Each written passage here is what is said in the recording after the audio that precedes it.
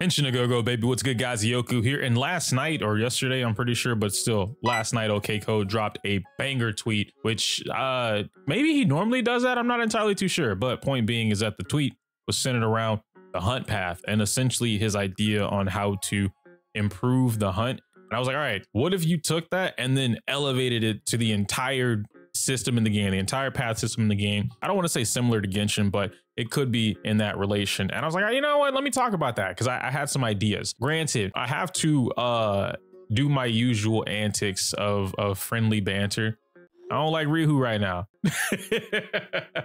I'm kidding, that's my boy. But he did happen to drop, we had the same idea, he dropped the video first, so it is what it is. But anyhow, now you get two. You can never have enough. You have two now. Anyway, the tweet basically says a good buff for hunt path would be if every hunt characters break 30% to 70% faster than the other types. Right now, destruction and elation have their role and content already, which is totally fair to even say that, right? Destruction is very dominant. I wouldn't say elation, but I know he means erudition, and I guess erudition has the current with pure fiction, right? We have the new pure fiction that's going on. That's pretty cool. So erudition has that, but then I think it changes, so the DOT is going to get that as well. But I think overall, if you expand this idea to not just having their type of content, but improving the path system as a whole. What do I mean by that? If we come over here and we look into the game, we have all of the harmony, destruction, hunt, erudition, agility, preservation, and abundance. And of course we have the combat types, which these have their own little things. This is mostly going to be applying to your damage over time or extra little things that these particular elements can do. And I feel like I don't want to bar for bar Genshin. I don't want to take something from Genshin where we have, oh, you have two lightning characters on the team, so then they'll do blank. You have two ice characters on the team, so then they'll do blank. I really don't want that. I think the path system is fine for what it is in concept, but they definitely could have done a lot more with this in Honkai Star Rail. For instance, harmony characters, if you were to pair up two or more harmony units, why you would use more than two, I don't know. But in the event you did use two on one team, they could provide a natural percent buff or a natural like damage or attack percent buff to the team. And I say percent buff because it could be anything. It could be speed, it could be attack percent, it could be damage. For going with Mei, it could be penetration rate, whatever you want to do. Just something that's universal across the board that all harmony characters, or rather the entire team, could benefit from by just two harmony characters existing on one team. Destruction was one that I thought would be pretty interesting as well, because what I'm thinking, instead of pairing up two destruction units like how we did harmony, what if you paired up destruction with abundance or preservation, something that was clearly supportive for the destruction path, but then you turn that into, hey, you get a little bit more damage when you're paired up with an abundance character or preservation character, whatever they would want to do. We already have this, right? We already have this where we play Jingli or Blade and we're using Locha, Huohuo, or even Fu Xuan, but we don't really get a benefit from that besides the team just working together. But if there was a way to make this a static pair or a static couple where one gets enhanced and the other does or doesn't, that would make it much more impactful to actually building teams. Because now you could get something where you do take Arlen and you pair up Arlen with Japard and you have a reason to do it outside of his shields. And so now Arlen has a little bit more damage to make him competitively viable for people to stop sleeping on him. Next, we have the hunt, which we just saw Code talk about, right? Increasing the break efficiency, which I looked at this the same way that I would look at Sushang. If you increase the break efficiency by at least a minimum of 25%, that puts every single hunt character on the board. Maybe not Yang Qing, but it does give him a new niche that he might be able to fulfill that other characters don't easily fulfill. Being able to attack with some pretty powerful attacks, single target attacks, and having relatively good speed, that'll let you break them faster by going faster. If you increase their break efficiency, now we can take some character like Sushang, for instance. Sushang by herself already does 60-ish, 70%-ish break effect or toughness meter to any one elite in the game by using the ultimate skill combo. But if you have Ron Mei on the team, that increases that up to 80%, if I'm not mistaken. So she can shave off a clean 80% of any elite character, any elite boss in the game, no problem. Skill, ultimate skill. The reason I'm looking at 25% minimum is because adding 25% to that, what Sushang already does, essentially makes it so that she wipes an entire elite toughness meter by herself, one combo, no issues whatsoever. And I didn't think that I wanted that to be too broken. Increasing the break efficiency by anything higher than at most a 30%, maybe 40%. I'd say like somewhere around 40%, somewhere between 30 to 40%. Increasing that any higher than that would essentially make the hunt class broken. Because if you have a character like Sushang, or you have a character like Zila, who can break these units or attack multiple times on their own and do a lot of damage at that. Well, now you get into the whole hybrid character builds where, to be fair, you don't even need a lot of break effect. You just need it to do a little bit extra damage, 10K, 20K, 30K, on top of the big attack from your crit that you're already doing. You break them down and then you do even more damage. So I felt like 25% minimum was pretty fair.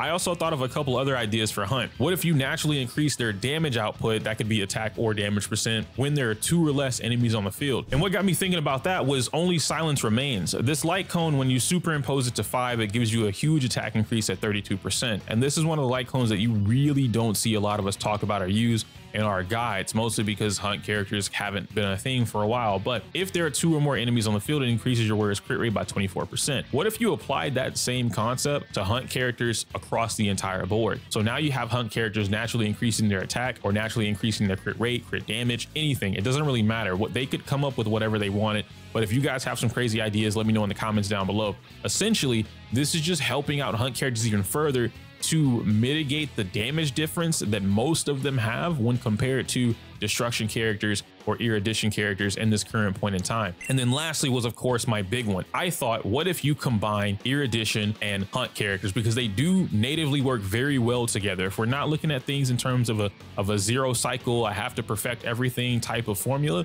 and you look at how these characters function in a team-based game, the combat, the fluidity of these characters together, erudition and Hunt characters love working side by side. What if you gave a benefit to that? What if the Hunt characters actually had a natural speed increase when they were paired with an erudition character, which would allow you to negate the skill point consumption issue if you had it, by being able to use basic attacks, advance forward a little bit, similar to how Zila works, and then going for a skill, or just using a bunch of skills for however long you want to with no issues. On the contrary to that, we have the erudition class, or the erudition path. I'm just gonna, if I say class, I mean path, but you guys know what it is. I couldn't think of too much for them because right now having the multi-target damage, the blast damage or AoE damage, and then having a lot of damage packed into that, most of that damage is pretty universal across the board. The only other thing that I could think of that would make erudition a little better was just giving them more attack when they are paired with a Hunt character. So if Hunt gains a little bit of speed to make up for not having the skill points or anything else that you want to think of when paired with erudition, why not give erudition more attack? That way their hits, when they do hit, hurt way more, and it makes up for the damage loss, quote unquote, that some players think exists. Next, we had Nihility, which is obviously going to be the debuffing class, and I felt like they were okay. Maybe adding 2+ Nihility units on the same team would just naturally decrease the enemy's resistance, defense, penetration. Any of those would work out, but Nihility was one of those paths that, to be fair, doesn't really need a lot of touching. Now, these last two were definitely going to be Preservation and Abundance, and I thought it'd be kind of interesting if I got really creative with how, I don't want to say broken. No, yeah, it's probably broken, right? What if Preservation was paired with Abundance, which then increases this Preservation unit's aggro? So it increases their aggro for having an Abundance character paired up with them on the team, and it also gives them passive healing. You could probably remove the passive healing, but the way that I was looking at this was more along the lines of survivability. If your Preservation unit's job was there to keep the team alive, to reduce the damage, or whatever the case may be, you could have an immense aggro pull on top of that, further making them a tank similar to how they would perform if they were in an actual MMO, Final Fantasy XIV anyone. And last but not least would have been Abundance. When paired with Preservation, they could grant shields to the entire party for a certain percentage of healing that was done. It can last for 1 turn, 2 turns, whatever, but this could be a great way to use emergency shielding from the Abundance character if paired with a Preservation character. In particular, when I'm thinking about this, I was definitely thinking about something like Fire MC and Natasha, or Fushwin plus Bailu, or anything like that, right? Where these characters that have Preservation don't actually have shields, but they could get shields through a light cone like Textures of Memories. And in this case, you could actually have the Abundance character provide the shields and the heals while also reducing the damage and pulling the aggro from the Abundance character using the Preservation unit. So after listening to all that, you're probably asking yourself, how the hell does that impact the game? And I got some answers for you. New players are more encouraged to build, explore, and enjoy different styles of combat through a revamped path system. This gives them less pressure when they are facing MOC. Shoutouts to Ufi, by the way, because I saw that tweet, but please help Ufi. She needs it. She needs the help, guys. But in all seriousness, this would give them less stress when they just want to play the game, they want to play the story, or they want to tackle some of the harder content they can't actually beat on their own. They don't have the trace materials. They don't have the relics because relic grinding is a bitch. anything of the sort. They don't have the 5-star light cones or light cone option in general. Changing the way that this path system works and encouraging different styles of team building, or using the path system to mitigate the differences between what you may lack in relics or traces or otherwise damage output altogether, you might be able to make up for it using a revamped path system. And then for seasoned players, it's pretty much just being able to enjoy and explore more unique and powerful team options that don't actually lose out in, I guess, hyper carry, right? We're all so accustomed to hyper carry right now, and I don't like hyper carry, but I don't disagree. Like, right, you know what I'm saying? I'm not gonna get into that. We've had a couple videos on hyper carry versus dual DPS by now, but path system would encourage that so that more players, more seasoned players, will have a easier time exploring these options, like combining erudition and hunt, or combining destruction and abundance, even though we already do that, but doing it for a different purpose instead of just saying, I'm going to hyper carry this team. Now you can get more advantage. Maybe you could even do something like destruction and abundance and then erudition and hunt, or 2 nihilities, and it increases things across the board. Little stuff like that is constantly going through my head when I play the game. But that's just my brain, because I like to ramble. So let me know your thoughts and opinions on how this even functions. Shout outs to Code for even sparking this conversation. I really want to see more creators talk about this and just kind of give their little thoughts and opinions on how they feel about a path system revamp or a change. Who knows? Maybe Hoyo sees all this stuff and then they decide to change later on, maybe like 2.1, 2.2, something like that. And we do get a really big change to the path system, because I did get a comment recently asking me how I felt or how I would change Star Rail as a whole to make it more like a JRPG, or more RPG like, because we only have 2 buttons, right? Attack or ult, or I guess skill, attack, and ult, something like that. So we're lacking a lot. We don't have block. We don't have dodges or dodge-like systems in the game, evasive maneuvers or evasion as a stat, anything like that. There's a lot of things missing from Star Rail that would make it a better RPG. But I also think about this from a gacha perspective, and I have no idea how adding all of these stats would increase or decrease the relevance of Star Rail. Like, how much would I play Star Rail if it was more like an RPG? I don't know, but let me know your thoughts and opinions.